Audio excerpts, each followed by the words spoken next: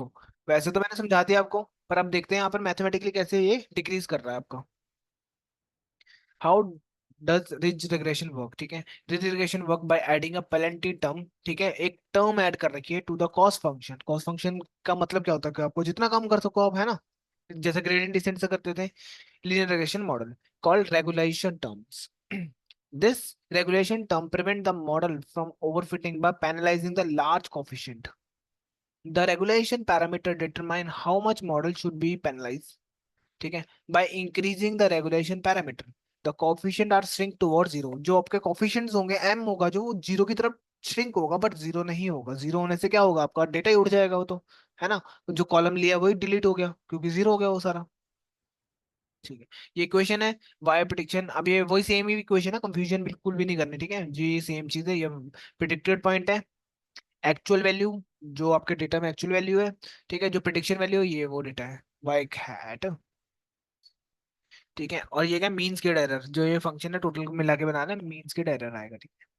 क्योंकि इसके बीच का डिस्टेंस क्या होगा, मीन स्क्वेयर्ड एरर ही होगा कि कितना आपका दूर दूर पड़ा हुआ। कॉस्ट फंक्शन क्या है, ये रहा। ठीक है, इसके अंदर जो ये है ना, इस पार्ट को ऐड करने की वजह से क्या बन गया हमारा, रिज। वाई स्लोप क्या है, एम हुआ हमारा, ठीक है। हाँ, तो ये हमें समीशन करना होता है, फिर वाई को बोलते हैं हम हाइपर पैरामीटर भी बोलते हैं वाई को, और लैम्बडा को, सॉरी। ठीक है, if lambda equal to zero then the cost function of a ridge function and cost function of a linear regression the same. मैंने बताया था ना, अगर ये जीरो ही होगी, मान लेते हैं ये जीरो है, ठीक है, तो ये इक्वेशन लीनियर रिग्रेशन या कॉस्ट फंक्शन, कॉस्ट फंक्शन का लीनियर रिग्रेशन आ गया, ठीक है।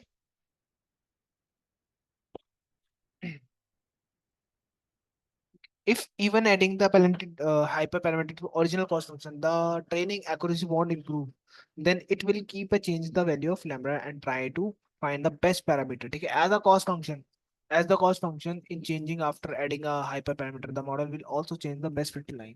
जैसे जैसे आप इसको बढ़ा रहे हो तो वो क्या हो रहा है, टिल्ट हो रहा है, आपकी जो है लाइन है वो मुड़ रही है, इधर उधर जा रही है, ठीक है, डेटा के क्लोज जाने की ट्राई कर रही है। जितना क्लोज वो होगा आपका कॉस्ट फंक्शन कम होगा, उतना वो क्लोज चले जाएगा, ठीक है।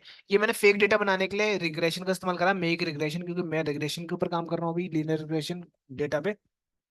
फेक डेटा बनाने के लिए मैंने इसका यूज करा, पाइपलॉट लिया, नंपाई लिया। अब यहाँ फेक डेटा में एक्स और वाई पास करा, ठीक है, दो चाहिए थे मेरे को। इसका मतलब क्या है, आप कितने सैंपल चाहिए, मतलब कितनी रोज चाहिए, एन सैंपल का मतलब है आपको डेटा में, फेक डेटा में कितनी रोज चाहिए, ठीक है। फीचर का मतलब है कितने कॉलम चाहिए, एक चाहिए मुझे, इन्फॉर्मेशन एक है, टारगेट मतलब टारगेट के लिए एक रख दिया, ठीक है। नॉइस थोड़ा बहुत रेंड ऐसा डेटा रखा कि थोड़ा नॉइस भी रहे इधर उधर, ठीक है, डेटा रहे। और रैंडम स्टेट रख दी 13 की, बार बार अपडेट ना हो, ठीक है। तो मैंने जब प्लॉट करा तो कुछ ऐसा बन गया मेरा डेटा। फेक डेटा है इसलिए समझाने के लिए, बस लीनियर रिग्रेशन है ऑब्वियसली क्लियर कट है कि आप समझ आ रहा है कि हाँ लीनियर रिग्रेशन वाला बन रहा है, ठीक है। लीनियर रिग्रेशन मॉडल लगाया, फिट करा, देखो ये क्या है, स्लोप 27, और आपका इंटरसेप्ट है ये, मतलब बी की वैल्यू ये आ रही है, ठीक है। स्लोप एक ही आएगा ना, एम, क्योंकि एक ही कॉलम है, ये रहा, एक ही कॉलम है, तो एक ही आ रहा, ठीक है। दो कॉलम होते तो दो आते। अब देखो मैंने रिज का इस्तेमाल करा, इसमें मैंने अल्फा की वैल्यू 10 रख दी, तो स्लोप क्या होना चाहिए रिज से, एम की वैल्यू डिक्रीज होगी, देखो 24 आ गई, ठीक है। एम की वैल्यू अगर यहाँ पे लिखा हुआ 100 लिखूंगा तो देखो एम की वैल्यू और कम हो रही है, ठीक है। ऐसे हम बढ़ाते जा रहे हैं बेसिकली, फेक डेटा के ऊपर काम कर रहे हैं, जनरली 0.01 से स्टार्ट होती है। हाँ, अब मैंने क्या करा, सिंपल लीनियर रिग्रेशन जिसमें 10 था और इसमें 100 था, तीनों को प्लॉट कर दिया एक साथ, ठीक है। अल्फा की वैल्यू जीरो थी, तो बढ़िया, फिर भी ठीक ही बन रही है क्योंकि लीनियर रहा ना डेटा, तो ज्यादा दिक्कत नहीं हो रही। आपका अल्फा की वैल्यू ग्रीन वाली वो भी ठीक है, पर जो 100 करा ना अल्फा, देखो कहीं और ही जा रही है। आपने एम तो कम कर दिया, बट वो अंडर फिट नहीं होगा, डेटा ही भूल गया वो देखना, ठीक है। ये भी हमें देखना पड़ेगा कि कौन सा बेस्ट रहेगा हमारे लिए, ठीक है। ऐसा नहीं है कि हम यहाँ सीधा 1000 10 हजार देख के जीरो कर देते चलो बढ़िया ही हो गया, ऐसा नहीं कर सकते, ठीक है। तो याद रखना, अंडर फिफ्टी में चले गया ना वो, डेटा कोई देखना भूल गया। तो हाँ, ridge regression using gradient descent, ठीक है, ridge regression using gradient descent. यहाँ से ग्रेडियंट डिसेंट क्या करता है, लोएस्ट वैल्यू ढूंढने का काम करता है, तो ठीक है। आपको वो तो पूरा फॉर्मूला बताया था कि भाई पहाड़ से नीचे बॉल फेंक दी जा रहा है, फॉर्मूला क्या, फंक्शन क्या है, उसको कैसे यूज करें हम, ठीक है। तो वही लोड डेविड का डेटा लिया, R2 स्कोर लिया, एनपी लिया, यहाँ पर मैंने अलग अलग कर लिया, ये लिख लेना बस। फेक डेटा है, बस प्रैक्टिस करने के लिए यूज कर रखा है, यहाँ पे एक्स और वाई लिया, स्प्रेड कर देना एक्स और वाई को, सिंपल। कोई और डेटा पे करना होगा कर लेना, बट स्टिल अभी इस पे कर सकते हो प्रैक्टिस के लिए। SGD रिग्रेसर, ठीक है, स्कोस्टिकेट ग्रेडियंट डिसेंट रिग्रेसर बोलते हैं इसको। तो ये हमें मॉडल दे रखा है इसने, ठीक है। अब मैंने देखो यहाँ कह रहा है SGD लगाया, पेलेंटी लिखी, तो L2, L2 का मतलब है रिज। तो मैं क्या कर रहा हूँ भाई, इसको रिज को मैं अलग से यूज करने की जगह मैं कह रहा हूँ यार इसका मॉडल इस यूज कर लो, इसमें कोई दिक्कत नहीं है मुझे, ठीक है। मैक्सिमम आइट्रेशन मैंने कहा 500 बार चलाओ उसको, 500 बार में जो बेस्ट मिल रहा है ना वो रिजल्ट दे दो मुझे, ठीक है। यहाँ पे इटर या याद होगा ग्रेडियंट डिसेंट की इक्वेशन थी ना एक, लर्निंग रेट वगैरह देते थे हम, 0.01 का, ठीक है। तो मैंने ये हमने सेट कर रखा है, ठीक है। लर्निंग रेट कांस्टेंट रख दिया इसका। उसके बाद मैंने बोला अल्फा की वैल्यू इतनी रखना, मतलब इंटरनली किसको यूज कर रहा है, L2 को, और उसमें क्या डाल रहा है, अल्फा की वैल्यू, ठीक है। तो मैंने ग्रेडियंट डिसेंट नाम का एल्गोरिथम यूज करा जिसके अंदर मैंने ये सेटिंग्स करी है। कल को मैं सेटिंग्स चेंज कर सकता हूँ, क्योंकि मुझे वो रिजल्ट अच्छे नहीं आ रहे, मैं थोड़ा और पंगे लूंगा इसमें। ग्रेडियंट डिसेंट बहुत अच्छा होता है, ग्रेडियंट डिसेंट कब यूज करोगे, जब आपके पास बहुत सारे फीचर्स हो, ठीक है। फेक डेटा है इसलिए मैं यूज कर रहा हूँ। तो देखो, चलाया, फिट करा, प्रिडिक्ट करा, R2 स्कोर चेक करा, कॉफिशिएंट भी देख लेगा कितने होंगे कॉलम्स, जितने कॉलम्स उतने कॉफिशिएंट्स, ठीक है। ये आपके पास इंटरसेप्ट की वैल्यू 167 आ रही है, 160 आ रही है। रिज को अकेले लगा के देख लो, तो अकेले में भी कुछ आ रहा है, कोई दिक्कत नहीं है, ठीक है। 34, ये देखो, अकेले लगाने में ज्यादा पावरफुल लग रहा है मुझे तो, ठीक है। कोई भी यूज कर सकते हो दोनों में से, डिपेंड करता है, ठीक है। आगे था कि कोफिशिएंट कैसे काम इफेक्ट हो रहे हैं, ठीक है। Arrange regression, the coefficient effect is controlled by the parameter call alpha, ठीक है। इसकी कंट्रोल हो रहा है, मैंने आपको दिखा भी दिया था ऊपर कि अल्फा की वैल्यू ऊपर नीचे करो तो एम की वैल्यू हो जाएगी। This parameter decide how much the model should prevent the coefficient from the being too large,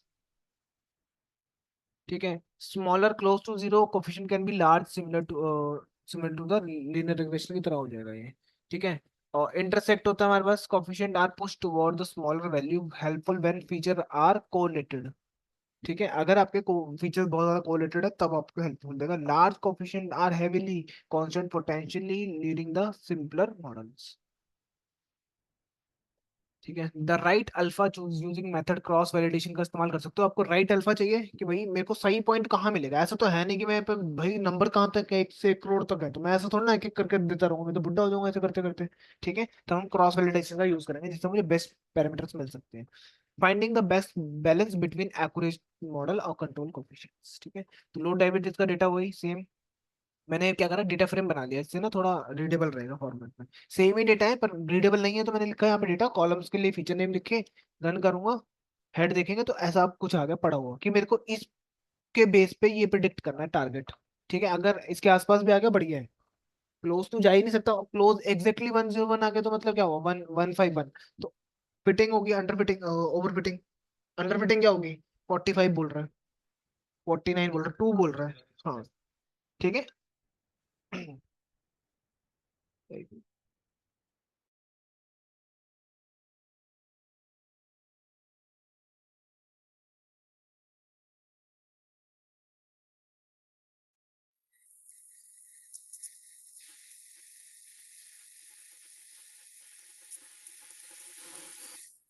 देखो यहाँ पर ट्रेंड स्प्लिट कर दिया, डेटा निकाला, और रेंज R2 स्कोर, ठीक है। मैंने क्या करा, अल्फा की वैल्यू आई में सेट कर ली, 0 को पहले 0 लगेगा, फिर 10, 100, फिर 10, ठीक है। ये कॉफिशिएंट में स्टोर कर रहा हूँ, ये R2 स्कोर को करता जा रहा हूँ। सेव करके रन कर लो इसको, एक बार रन हो गया। ये प्लॉट करूंगा साथ साथ में, सारे के एक साथ ही प्लॉट करूंगा, ये डेटा समझाने की जरूरत है नहीं मुझे, राउंड ऑफ कर रखा फंक्शन में, ठीक है। जो भी आएगा एक्यूरेसी आएगी उसको राउंड ऑफ कर दिया, ठीक है। कुछ ऐसा डेटा मिल रहा है। अब यहाँ पे देखो क्या हो रहा है, जब अल्फा की वैल्यू 0 थी, ठीक है, R2 स्कोर इतना था, ये आपके सारे फीचर्स हैं, ठीक है, नॉर्मल। R2 स्कोर इतना आ गया, और अल्फा की वैल्यू जब 10 करी तो क्या हो रहा है, फीचर थोड़े थोड़े इंक्रीज हो रहे हैं, जैसे यहाँ पर था, नीचे था ना, ये थोड़ा ऊपर को आना स्टार्ट हो गया, ठीक है। और ज्यादा इम्पैक्ट, हाँ, ये नीचे को नेगेटिव में जा रहे हैं फीचर्स, ठीक है। ज्यादा इम्पैक्ट देता है, देखो जैसे 100 कटा तो थोड़ा और वैल्यू जितनी थी उससे ऊपर को आ गई, पॉजिटिव में आ गई नंबर्स, ठीक है। और करोगे जैसे बिल्कुल यही नहीं यहाँ पे कुछ, ये नंबर्स हो गए थोड़े थोड़े ऊपर हो गए, बेसिकली 1000 करते थे तो कुछ आ गया, R2 स्कोर 0 हो गया, बट ठीक है, तो ये भी ध्यान रखना है। R2 स्कोर मतलब बेस्ट क्या होगा, पहले ये होगा बेस्ट। ठीक है, ये भी नहीं होने वाला। हाँ,